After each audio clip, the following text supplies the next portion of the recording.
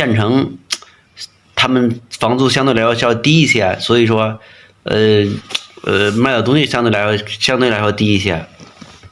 这5000块钱够不够哈？你要是不乱花钱，这5000块钱还是够的哈，因为这里管吃管住的。我是89年的哈，有没有给咱们这一代人丢脸呢？休息了一天，晚上替别人值班，挣了50块钱，干了几个活跟大家分享一下哈。这个灯啊频闪，其实不是灯坏了哈，是开关。它这个开关哈，它也没有续接，然后是那个开关老化了，坏了。这线都接的挺结实哈，没事，是开关坏了，开关触点坏了。第二个活这个电磁炉啊，它用电磁炉把总闸给顶跳了，然后再插上，这电磁炉都不能用了，电磁炉里面烧坏了，这他修过的，花了60块钱修好的，这玩意儿没必要修哈。这第三个活啊，你没有万用表的话，你这个问题还不好找。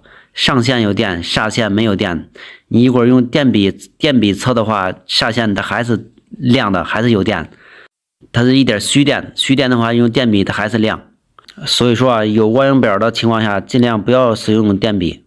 它原来是个 ABB 的牌子，现在给它换成正泰的。ABB 牌子的太贵，不好买。好了，完成。第4个活更换灯帽哈，你如果再不给它更换，人家业主说都要投诉我们。还说什么给什么经理打电话，我也不认识啊。笑脸相迎 ，OK。这个万用表哈，昨天哈打错档位了，打到这个负零档上，然后测这个交流电，里面嘣的一声响了。这个不用担心哈，它并没有坏哈。这种表它正规的这种表啊，它不会坏的哈。你要买那个便宜的20-30块钱的那一种，它坏了就都坏了哈。它这种它都不会坏的哈。咱们把这个指这个调一下啊，它说指0，咱看一下啊，它现在是没有反应的啊。它坏在哪里了哈？它里面只是个保险坏了，咱们给它更换一个保险。这本来是有一个备用保险的，在下面卡着，然后备用保险也没了。咱们找个铁丝给它绑一下，先用着。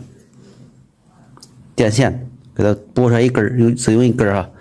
它这个保险是你看不到算了，好像上面写的0.5A 的啊。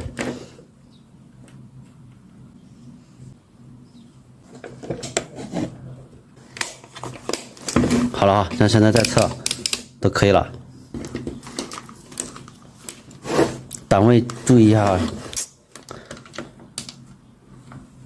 哎，看现在都可以了。这边电压本来都有点偏低哈。这是交流，咱测一下直流。3.7伏，咱打到10伏档上都行。10伏现在是3.2吧。它这种表哈，它正品的话，它应该是50多块的，它是肯定是这个镀金线路板的哈。里面你如果买那20-30的，它里面不是，怎么还稀土表头？它那个肯定不是什么稀土表头，因为它这个材料费都不够。这种表的话，新手来说是非常好用的哈。你随便测，你烧了你换个保险都行了哈。这个它不会坏。用的时候注意一下，它都不会坏哈。你更换保险的时候，你不能超过0.5的。然后测这个电流的时候，测直流电流的时候，不要超过10A，超过10A它也会坏。一般测这个直流电流的话，也用不着它哈。特别是加那个铜丝的时候，保险坏了，你没有保险了，加那个铜丝的时候，加完之后你都要小心点用了哈，因为那个铜丝它肯定超过0.5安。就是这个孔哈，这个10A 这个孔，这红标笔插在这里，然后你测它直流电流，然后这个要注意一下，这个基本上也用不着。我这个电脑是100块钱买的哈，它是一体机，不知道大家信不信哈。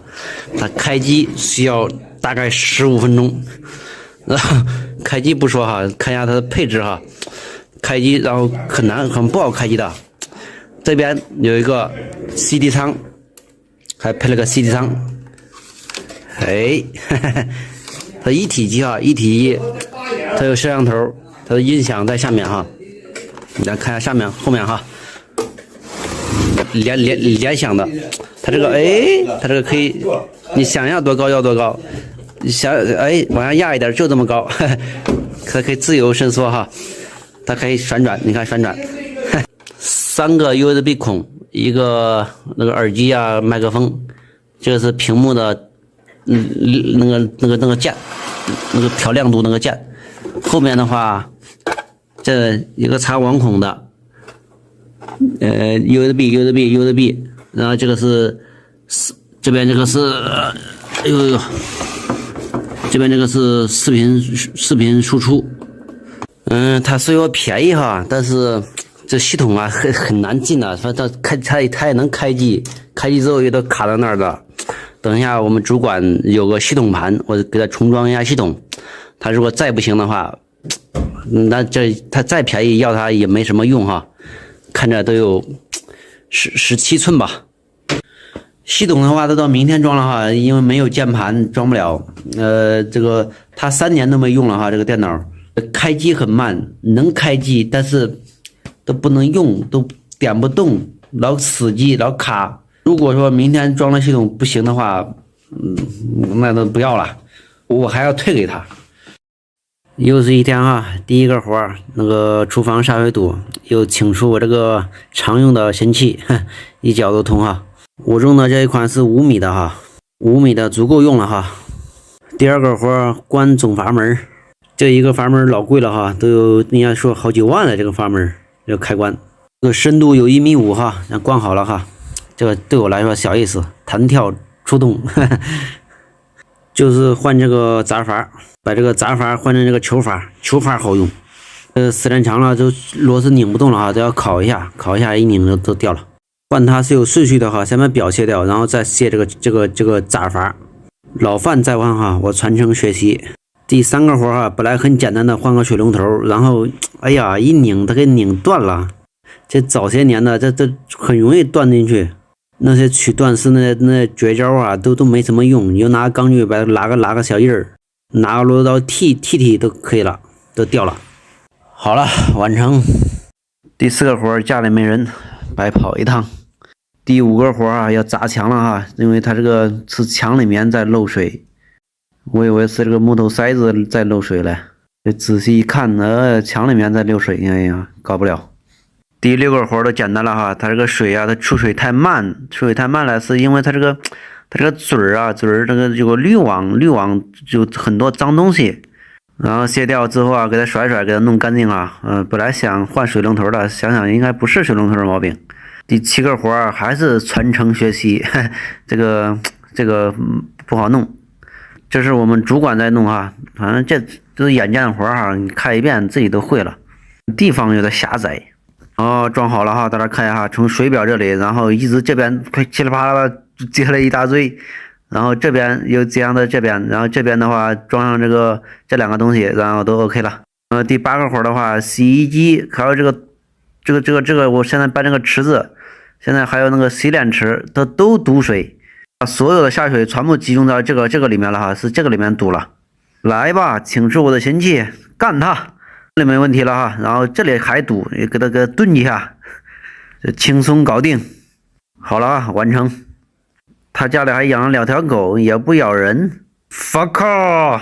第9个活的话，在家里面有阵恶臭哈，有时候就这个下水这个反水弯里面没有水了。第10个活都不算活，下面这个螺丝松了漏水，然后给它剪一下就好了。这第11个活都是个大活了哈，你带水给它换这个水龙头，喷的身上都是水。开关失灵了，闸阀没有那种球阀好用，都是为了它。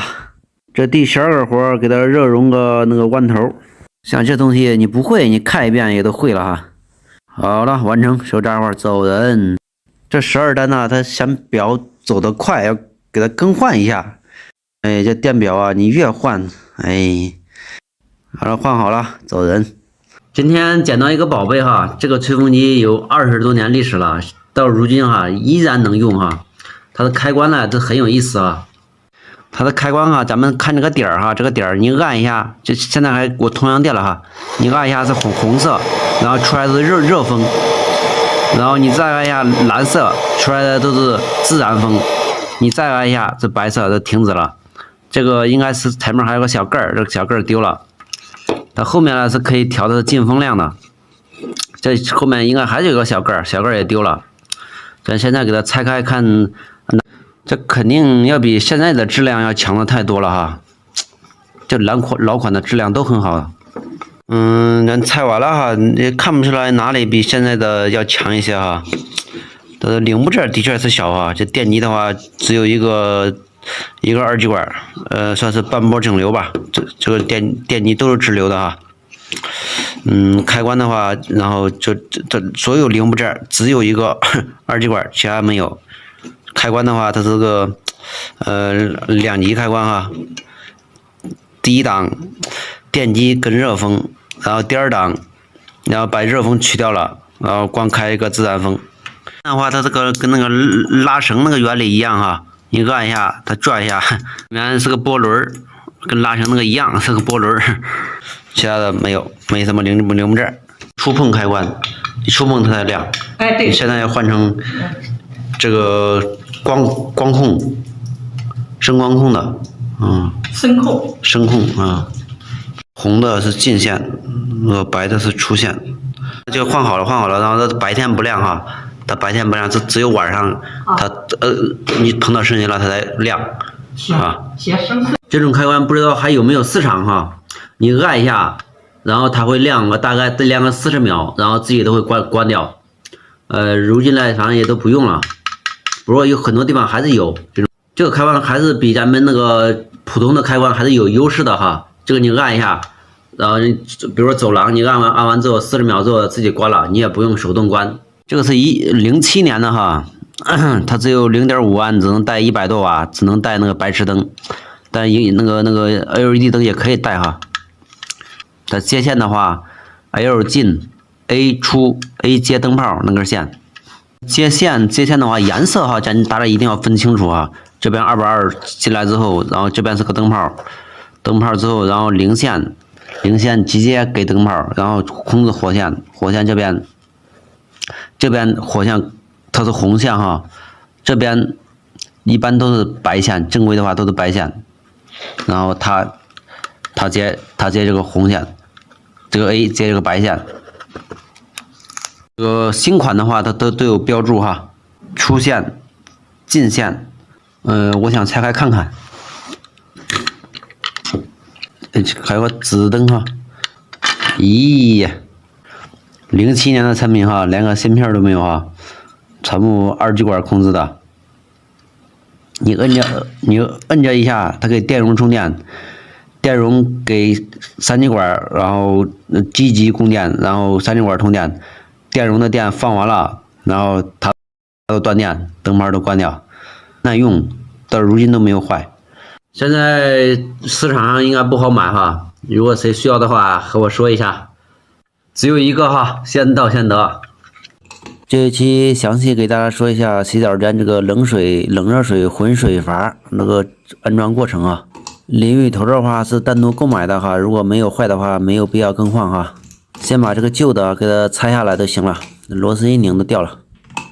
这个水一定要提前关注哈，要不然都是水。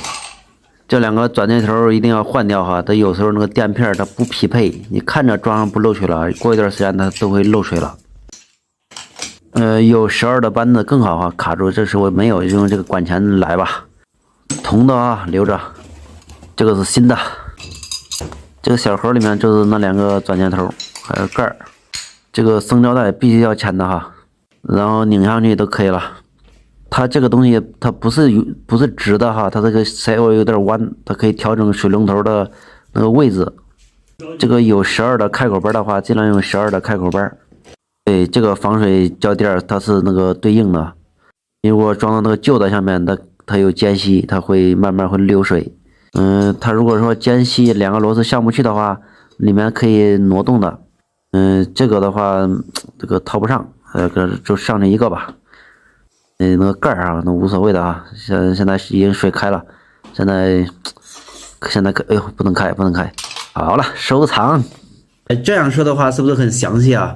这个虽然说简单啊，但是还是有很多人不会换哈。如果还是有人不会换的话，可以在评论区评论一下啊，互动一下。网上买的东西哈，你想退货不花1分钱，然后他们自己快递员自己去你家自己提货，我告诉大家怎么操作哈。前几天呢，我买了一双鞋子，然后穿着也合适，然后穿了几天那个地方烂了之后呢，我给商家说然后退货，商家不同意，影响2次销售，因为这个是质量问题哈，你因为是穿烂了，你买来肯定要穿的，穿烂了。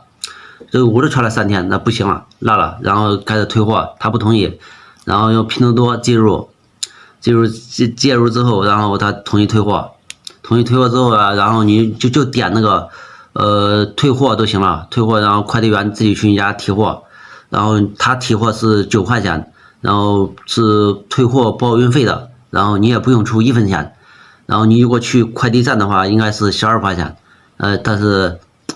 他给你报销的话，平台报销的话，他给你报销不完的，应该都是9块10块的，你自己还要垫2块，你还要去跑过去，还要麻烦，人家自己都过来了。京东上也是，京东上也之前我也退过一次，人家也是去你家里面提货，然后你给他不收1分钱的啊，只是要你一个体检码哈，一个体检码。那虽说商家不容易哈，但是你的质量问题啊，我买的鞋子我都穿几天，然后都不能穿了，那也不能怪我，对不对？根据自己的时间啊，你可以预约几点到几点，然后在那上门取货哈，9点到11点我选的是，然后到9点到11点都过来了，根据自己的时间来预约。往上面反下水堵了哈，休息1天本来都不用上班的哈，然后人家的晚上这个值班人家不值了，然后让给我了，这50块钱让给我了，我现在去跟人家通一下下水。这是我的装备哈，前面是个摇的，后面是我的工具包。洗衣机洗的水，然后它容易往上面反是吧？对。那这肯定堵了。对，就是两分钟还2秒钟，2分。你这全能选手啊！上次弄电也是你，这次又是你。对，全能的。到时候开水都通了哈，放水。不流了，好了哈，疏通了哈，咱回去了。现在，上次去了之后，你不是修电的吗？怎么也修下水啊？哎呀，搞笑的。这值班的话，一般没有特殊情况的话是不会去的哈。今天是因为那个人有事儿，然后这个班让给我了。因为上次去过他家哈，因为他家老是停电，然后去了更换一个开关，然后记住我了，然后通下水还是我。这值班的话，一般9点以后都没事了，都开始睡觉了，然后一晚上是50块钱。就光开不开都上水，不上啊，开机之后再上水。你看一会儿啊，不停的上水。对，你看啊。你看啊，到完了都不停了。像这种毛病都加了很多了哈，它基本上都是传感器问题，并不大哈，大部分都是电路板出现问题呢，控制板、主板换一个主板的话，去店里面换都要400多，在网上买的话应该是100多块钱能买了。它那个放水那个是个希腊开关，然后你那个电路板那个开关，那是它有点吃力，那个希腊开关需要的瓦数高，那个电路板上的零件小，有点吃力，所以说老是出问题。用是不影响用哈，你把水倒进去，然后洗完它甩干之后，你再往里面倒水，然后用成半自动的，反正也能用。我们家那个现在都是半自动的哈，往里面倒水。也不是说倒哈，你拿自来水管往里面插进去，然后让它流就行了。现在自动洗衣机也便宜哈，应该6、7公斤的、8、9公斤的，也就是1000、2块钱，换个板子，换个主板都要400多，那没必要的哈。家里面几十块钱买的 LED 灯坏了哈，如何判断它的灯珠好坏哈？新灯建议修一下，旧灯都不建议修了。你更换灯珠，你要知道它的电压，你才能去买相应的哈。有3伏的，还有6伏的，当然还有36伏的，还有高压的哈。咱们普通用的基本上是3伏或者是6伏。首先哈，咱们拿到灯泡之后，首先看，它如果灯珠中间它有黑点了，证明这个灯珠已经坏了。如果说你看不到这黑点，然后咱们就拿东西给它测一下，拿万用表，或者是拿个电池，3.6伏的电池，和一个小电板也是3.6伏的哈。有万用表的话，当然更方便一些哈。咱们打到最大档位10K 档，打到10K 档是最大档位哈。咱们测的灯泡，它这个灯泡分，它这是个2极管哈，它分正极、负极，然后你如果说2个标笔弄错的话，它不亮。而这个不亮是吧？不亮，咱们把标笔更换一下，红的它朝上，哎，它都亮了，但它的亮度不够是吧？亮度不够是因为这个表的电压，时间长了电压有点偏低了哈。咱们找一个3.6伏的电池刚量的哪一个？随便吧哈。这个是充满电的哈。哎呦，看这个电压足，它特别亮的情况下，它就是3伏的哈。它如果说6伏的灯泡，你还用这个3.7伏的带，它也亮，但亮度不是爆满的那一种，咱确表示那是6伏的。如果说你已经用了一年了，然后就不建议更换了哈，不建议更换灯珠了哈，因为这灯珠啊，比如说它是1万个小时，但有一个灯珠呢，它提前死了，9000个小时死了，然后你如果说给它更换了，它还是1万个小时，然后其他呢就剩1000个小时了，它用不了多长时间，它都坏掉了。晚上在物业干活啊，很不方便哈，因为没有灯，车子没有灯，装了个灯，然后咱们组装一下电池，这是12伏的，然后18050一节平均按4伏哈，3节这是12伏的，3、4、12，然后没有好的开关，这个算是还可以。找了个快递盒哈，然后这东西都集中到这里面。电池这边呢是串联起来得12伏哈，咱们给它这边并到一块，这边并到一块，然后这边弄2根线给它导出来，这2段。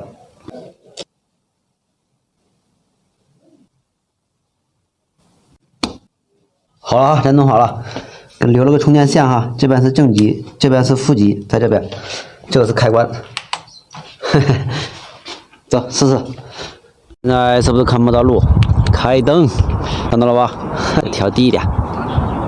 那个灯泡的话，看它亮度的话，只有10瓦，10瓦都没有。电池呢是2000多安的，按2安计算，2000毫安是2安哈，12伏是24瓦，正常的话能亮2个多小时，也就是说1个月充一次电吧。在无业当电工多久能学会哈？在活多的情况下，3个月基本上都学会了。当然，在活少的情况下，那都说不准了哈。在这3个月内哈，你不管啥活，特别是第1个月，你不管啥活，你都要去干。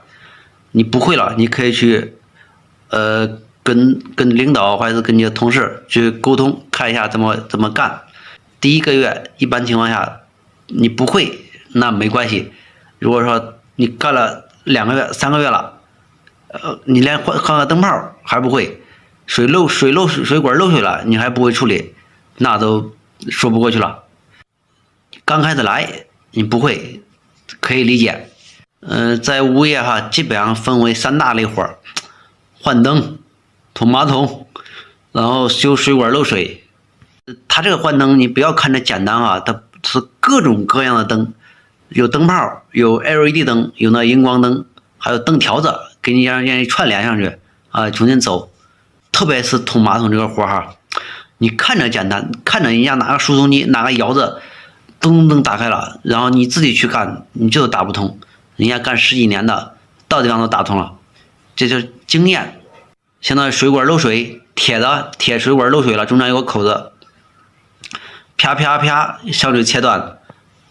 拱丝拱2个丝，然后一拧，活结一拧，哎，搞定。然后你去弄，你拱个丝看看去，你供不成。特别是这个物业的这个电箱啊，比如说这个电梯这一溜灯，哎呦，这开关在哪里？都在 B 一层哈，B 一层呢它又很大，你也找不到地方。这个找位置啊，估计你2、3个月，光这位置你都不太好找。那像路灯啥玩意儿啊，定时器啥玩意儿的，这个也需要长时间的经验。我在这个物业干的活哈，我也是天天发布哈，很真实哈，就是天天就是干这点活。LED 灯珠坏了哈，大家都放弃修理吧哈，为什么呢哈？这一款的话都是灯珠坏了哈，灯珠烧了，大家可以看一下哈。你看这一组，这两个是一组，这2个坏了。然后如果说给它短接的话，这旁边的会不会亮哈？它也会亮，但是最多1晚上。它只要是 LED 灯哈，它都是串联的哈，一个灯珠，然后串联一个灯珠，串联一个，就拿这10个灯珠举例哈。然后10伏，咱比如哈10伏，然后正极输入，然后负极针脚边，这是10伏哈。如果说某一个更换坏掉了，然后这个跳线的话跳过去，然后这9个会不会亮？它也会亮哈，但是呢，你把它的电压分摊给这9个上面了，它一个上面本来是1伏的，然后变成1.1伏了，它本身它都有点受不了哈。你这像这10伏，它本身这一个都没受了，都又坏掉了，然后你又给人家施加了1.1伏，就施加了0.1伏，人家也承受不了，时间长了，它也都会坏。为的话，你拿一模一样的灯珠给它更换上去，但你要确保这几个没有坏。大家可以看一下，这2个是坏的，然后这灯珠中间有黑点的，它也是坏的哈。的更换下来的话，那你也不少哈。一般的话，这种灯哈，它的灯珠啊特别多，它尽量串联到200多伏，220伏，然后只需要个整流槽，然后一个线流电阻，然后都可以了，它可以节省很大的成本哈。这个玻璃哈，这个玻璃你不要想着拿掉它哈，你要是粘死的哈，不要粘死的，你除非拿那种热风枪吹，你整个吹，然后它才可以掉。玻璃不拿掉，你根本拆不开的哈，都是从玻璃拆掉之后，然后在里面组装的。冰箱不制冷哈，这玩意儿里面就一个压缩机，其他的都是一些辅助哈，咱们拆开看一下。只要是压缩机不坏哈，其他的都是小毛病。捋一下线哈，这边是输入线零线呢，直接给这个压缩机了，然后火线经过上去之后，经过一系列的操作，然后通过白线，然后又回到压缩机了。咱现在把这个红线，把这个中线哈，直接给这个短接起来，看压缩机干活不干活。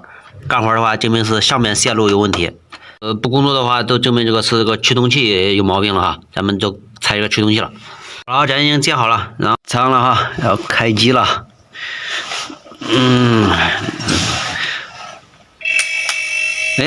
压缩机工作了。等一下看它制不制冷哈，里面的开关啥的都没用了哈，因为那个电直接经过压缩机了。工作了10分钟了哈，10分钟之后。然后里面还不凉，然后后面呢也都不凉了。这个原因呢就很简单了哈，缺那个制冷液了。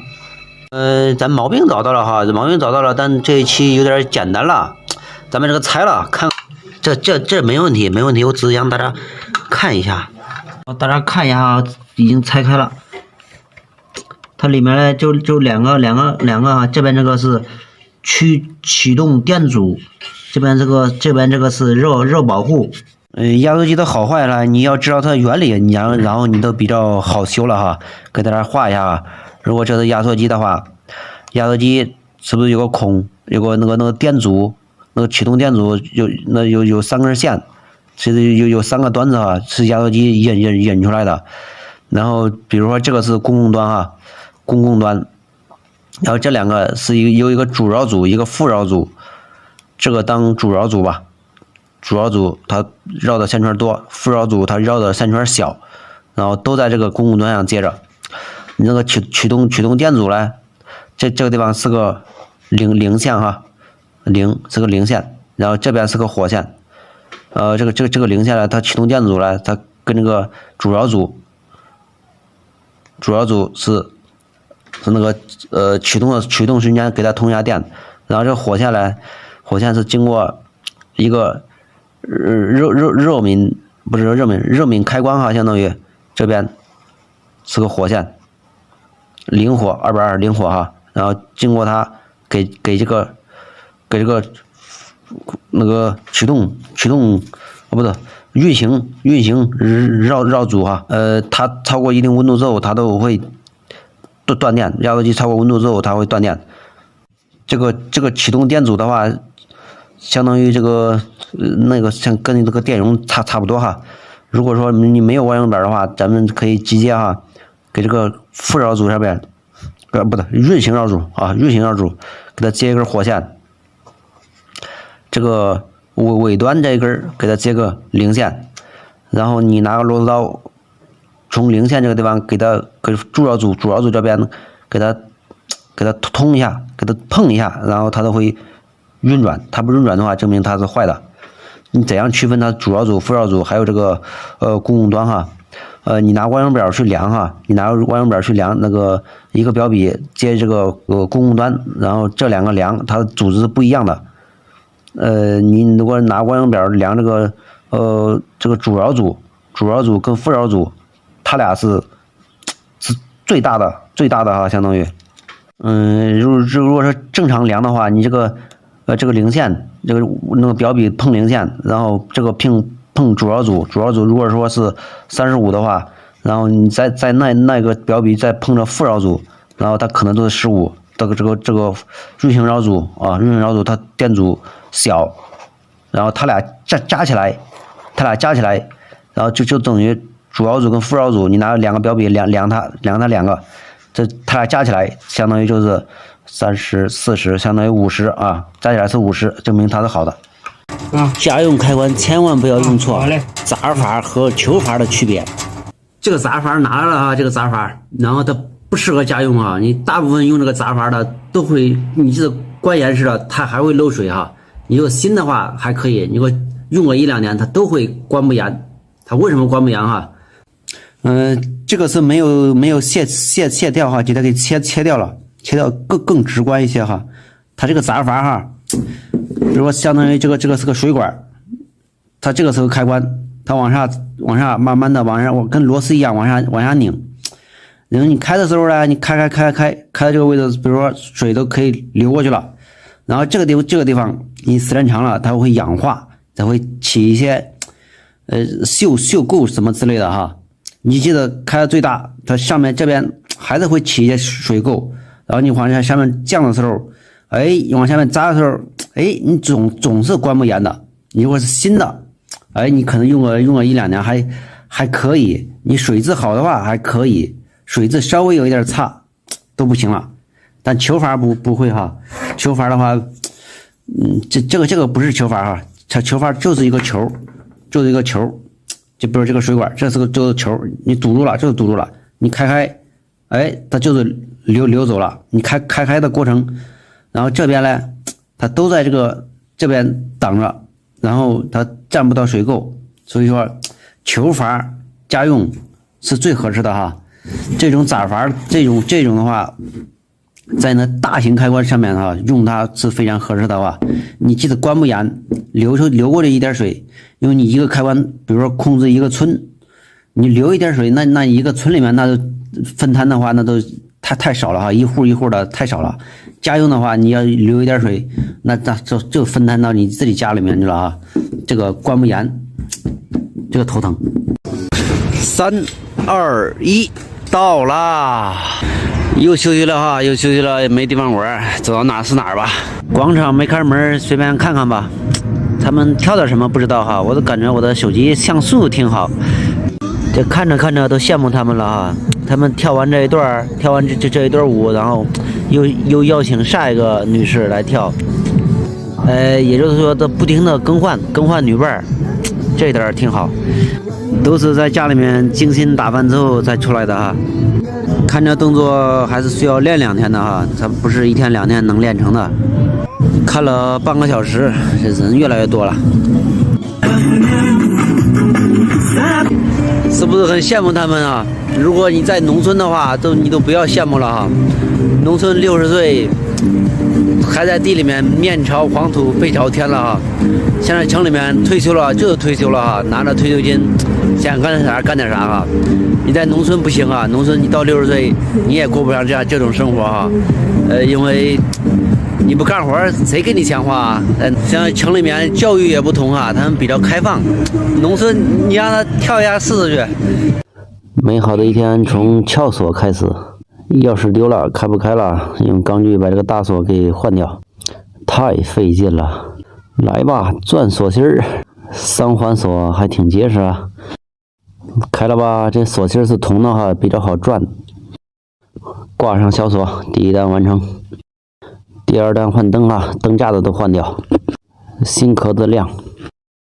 第3单换下水管，没啥技术含量。第4单家里没人走。第5单要求带鞋套，干净，更换成 USB 的插板。他说这个40多块钱。0接0，火进火，地接地。好了，养的鸟还会说话。第6单都厉害了，拆马桶，通下水道，然后再把这个给它扔了，买新的了，旧的不要了。看我通下水道怎么样？现在，嘿嘿，杠杠的。服务到家，拉走给它扔了。就这吧，垃圾桶也装不下你。第7单是前2天那个震流器买小了哈，今天他买来了大的给它装上头，测量一下它线那个有没有问题。对，你没看错，我有外用表了，哈哈，这个震流器还可以。第8单我说要把盆拆了，再让这个水龙头才能装，他不信，他自己要试一下，地方太小哈，最后还是拆了，还装不上。现在装上了哈，然后他还是要买那个玻璃胶要打一串，给了2包卤牛肉，挺好挺好。水龙头是铝的。今天活少哈，从修窗户开始吧，他这个窗户关不上去了。这个弹簧片它断了，然后它弹不住，然后关不上，然后弄个螺丝刀给它撬进去，然后是可以关上的。这个修不了了。第2个回来是天花板上漏水哈，现在是到2楼了，2楼了，他们地板砖烂了，然后洗澡容易往下漏水，这个解决不了，这要做防水了哈。这第3个活啊是换灯啊，他在路上拦着我了，他还没有报单，然后去他家换了。第4个活啊是帮他看一下这个电表度数哈，这上面是总数，上面是余数，这种表很好看的。第5个活是这厕所的天花板掉，也让我们装，但是我也会，他给他顺便给他装上了。它是一个吊顶啊，吊顶掉了2块，装的还行吧，如果找外面的人需要100块钱吧。这干完了还给我一瓶水，挺好挺好。这第6个活下水堵了哈，然后搅不开，换人还是搅不开，然后明天给他用输送机通一下。明天输送机通不开的话，那就让他找外边的人了。还有一个活没有录下来哈，因为他家人比较凶哈，没有带鞋套，然后进他家里面了。你没带鞋套，你都进来了，然后我说下次吧，这次没带。他家里面是有水龙头要更换一下，然后关的时候你不把水关了，你不把水你都换呐，不关水都换呐。我肯定知道要灌水了，然后我没打给他，把水龙头粘来之后，然后换上去之后，他把那个旧的不知道藏哪里去了，然后走的时候也没有带。你更不要说让他去拿手机给你拍照了哈。清明节的第1个活，下了点雨哈，都担心这个下水它会堵住。然后给它通一下哈，你看这里面都是那种擦完屁股那种纸漂浮起来了，通一下把那个纸啊打碎，然后让它流走。第2个活啊是真的是堵了哈，拿我们的绝招就是钢板哈，这个还可以，硬度还可以，就是放的时候不好放，然后往上转的时候也不好转。这第3个活啊，这个是前几个月人家修过的，然后没有修好，然后就这样用了，它还是偶尔会跳闸。然后那个漏保控制的这几个插座都给它拆了哈，看到有没有什么问题哈。它这个是 ABB 的牌子哈，这个还可以，这个插座10几年了也挺好，都看了哈，然后也没啥问题。到最后检查到是冰箱的问题哈，它是偶尔会跳闸哈，它不是说全部会跳闸，把门都开，然后偶尔啪都跳闸了。第4个活下回堵了哈，又用到我这个神器了，嘿嘿，效果还是很好的啊，通了。第5个活啊，它这个灯有时候亮，有时候不亮，它说是开关坏了。这种情况见多了哈，一看都是灯坏了。第6个活中午了还没休息，修一下领导的这个压缩机、小冰箱，然后单独发了一期，大家可以看一下。第7个活大家看一下这个小洗脚间漂不漂亮？玻璃的，封闭式的。管子漏水了哈，给它接一下，给它弄个换个新管子，给它换上就行了。换好了哈，有点短，可能是清明节的缘故哈，活少了一点，中午还行，下午基本上没什么活。今天至少减了50块钱，这俩玩意儿啊，差点当废铁卖了。这是2块电瓶哈，12伏12安的，这一块哈，大家可能不知道行情哈，这基本上都按重量算的哈，1斤基本上4块。到4块5哈，咱们都按4块算哈。这一个没有5斤也差不多哈，4、5的至少挣20块钱，2个也差不多50块钱。走吧，现在去给他估价去。老水呢？那个收废品的连我都想骗，他刚开始去了，他一个给我15，我不卖，我扭头就走。他说哎，2个。给你这个数，哎，算了一下哈，差不多给他按6斤4、6、24，哎，差不多，然后给他了。跟大家说一下，我从废铁堆里面捡的哈，我不是偷的。有人想看物业的配电柜哈，配电室，然后今天他来了。首先哈，变电站的电哈，先输入10千伏，10千伏进入这个高压柜。然后高压柜啊，再分到每个变压器哈，变压器之后，然后再分到每个开关，一个开关可能就是控制一层，或者控制某个地方，就是某个开关哈，这一个开关就算是控制一个地方。这是它的分配图哈，4个变压器，然后控制很多开关的，是不是有点看不懂啊？我给大家画个图纸，大家都能看懂了。大家看一下哈，首先电。经过发电厂发出的电是低压电，比如说400伏，然后经过输电网，然后它会经过一个升压之后经过输电网，它是上千伏的哈，那个3根线属于上千伏的，然后经过你当地有个变电站把这个10千伏的不是把这个上千伏的哈，上千万伏的，然后变成10千伏。10千伏，然后再进入你的那个变压器，然后10千伏它变成400伏，不380伏哈，然后它会从变压器里面出来一个零线，然后零线380伏是3根火线哈，经过跟一根火线使用的话，它是220伏。220伏哈，然后它的电经过变压器，然后经过很多开关哈，它会经过某一个开关，它会控制一个地方，或者是控制一层楼，或者是控制控制一个地下室，然后都是这样走的。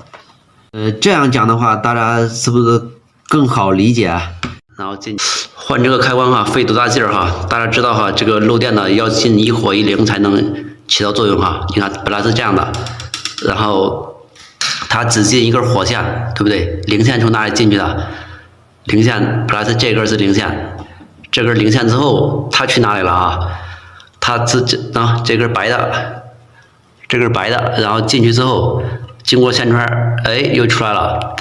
更换这个开关啊，费多大劲儿哈，因为它的零线是从上面进去的，这个估计50岁的老电工都没见过这种开关啊。然后他买来一个哈，然后打个比喻哈，它是2批的哈，那咱这个只是拿个比喻哈。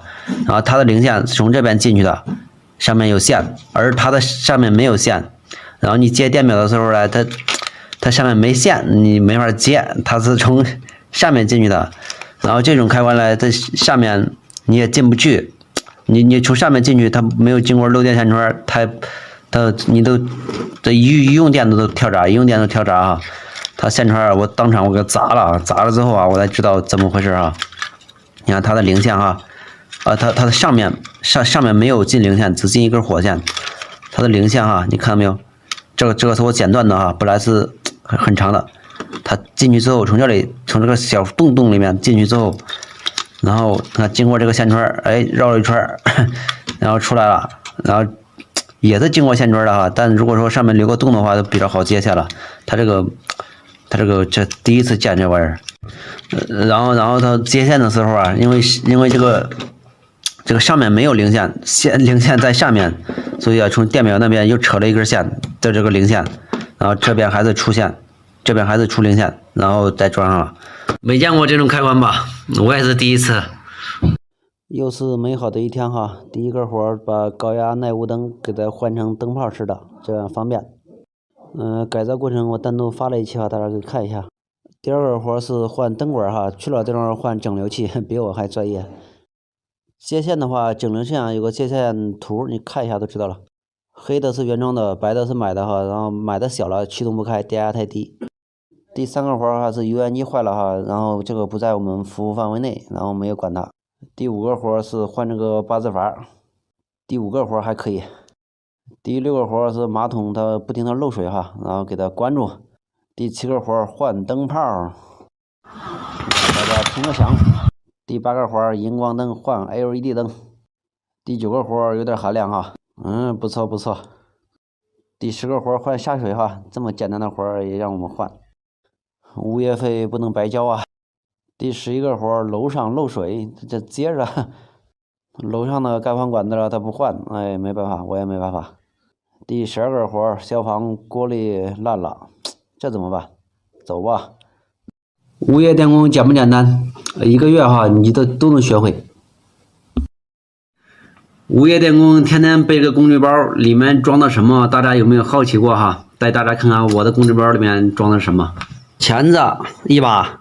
螺丝刀，10字螺丝刀，内六方，尖嘴钳，斜口钳，当然还有更重要的管钳，还有活口扳子、刀子，这都是正常用的东西啊。还有一些小螺丝刀，特别是1字螺丝刀，也都正常用的。绳胶带。随心携带，还有钢锯，拉那个断丝啊，断丝断进去要用钢锯拉的。这是1字的，这是小螺丝刀，当然还有胶布，还有灯，还有一个电笔，然后没有万用表，就这些了。剩下的就像手套捅马桶也挺得劲的哈。剩下的都是一些碎东西啊，没有了。做短视频发抖音以来啊，买了很多没必要的东西哈，其实只需要花1块钱哈，买个手机支架。我是现在用的这个哈，我之前买的是3块5，哎，好像3块8，现在变成1块了。就是这个支架哈，之前是3块8，现在变成1块了。1块它没有升降功能啊，但升降不是升降的没什么用哈，你嫌低的话，放在盒子下面，这也都高了。之前很重的哈，之前里面都是水泥，我把盖儿拆掉，把水泥给蹲掉了，因为每次还要有时候出去玩啊，也拿上它这个东西啊可以拧掉，你要是拿着它都可以，挺方便的啊。有时候你自己录个像，比如录这个，你手机扎上头，哎，这个搬下来，然后对着它，我都是用它操作的。它这个带升降的是2块钱哈，不带升降的还是1块钱。这里是个螺丝哈，你拧开之后它是两节的。这出去玩的时候啊，我都把这个拧掉，然后手拿着，这样很方便哈。如果需要拍走路的话，直接拧上头，这个放到马路边都可以。这一款的话，我扎到那个橱窗里面了哈，抖音下面可以搜到。之前买过什么运动相机啊，这个地方照那个相机啊都买过哈，但用处都不大，尽量都不要买那东西啊。虽然说很专业，但是你用不着。这个手机它本身都防抖哈，你没必要买那东西。像那喜欢唱歌的买的都是一些唱歌的装备，喜欢钓鱼的买的都是一些钓鱼的装备，但是买到最后哈，还是唱歌的还是拿个手机在那唱，钓鱼的还是拿个杆子在那甩。经历过都知道了哈。那个06天，这个一直开小水的，还是这个温度的话，对，它肯定是加热管坏了。加热管坏了，加热管坏了，有可能出点烧了哈。咱们火线接到这个上面。16。今天晚上本来不该我值班的哈，你也把这个机会让给我了，这一晚上50块钱让给我了哈。它那水龙头哈。它只有两种可能性哈，要不那个出点烧了，要不加热管坏了，要不线松的几率它不大哈。它如果线松的话，你拍它温度它应该往上升的，它刚拍了之后温度一点都不往上升啊。它那里面本来都没什么东西哈，就一个开关，一个加热管，还有一个显示屏显示它的温度的。其他的没有，也没啥修的那东西。像那加热管坏了哈，能不能修？能不能更换哈？可以更换。那出点坏了也可以更换，但是没有人给你更换。去了之后全部换新的，就是让专业的去给你去维修，也是给你全部换新的啊。那一套整个给你换掉，没有人给你维修的。我只是好奇给他确定一下是不是加热管坏了，我给他拆了。现在马上都9点了哈，9点。基本上也都没有活了哈，没活，这50块钱今晚晚上算到手了哈。等一下都该睡觉了，都等着晚上如果有特别急的事给他打电话，跑水啊，家里面没电了啊，那种情况基本上没有哈，基本上一觉到天亮。有很多人评论说哈，你在这当物业电工，你还不如去当个保安。其实你们不知道这个情况哈。我跟大家说一下，这个保安、保洁还有物业电工这3个类型哈。保安一天是12个小时，1个月休息1天，1个月白班4500，夜班4000。然后保洁的话，1天8小时，1个月休息4天，1个月3000块钱。当然这2个工种哈。都没有交五险一金，只有物业电工交着五险一金，交完剩下5000块钱，1个月休息8天。你要说我们干的活累不累哈？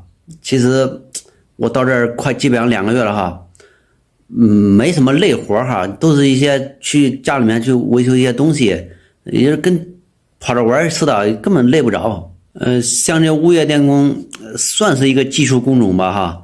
不是说你谁来了都能去适应，都会干的，不是像保安、保洁一样，你是个人你都能去干，都能去适应，没什么技术含量。今天第一个活就是更换水龙头，铜的太好了，它这个新的才120啊，这个新的质量不行。进去吧，30块钱到手。第二个活是这个屋顶漏水哈，这个屋顶不知道啥东西，进去看了一下。这是楼上的管道渗了一点水哈，他2个月他接不了一盆。那边是老郭在撒尿啊。第3个活是污水井堵了哈，拿着我们的 PVC 管那个塑料管哈，然后通都可以了。这边都流到车库了，不知道的都不知道井在哪里哈。这个井的话，老师傅都已经通了很多遍了，都有经验了。第4个活是厨房下水都堵了哈，少不了这个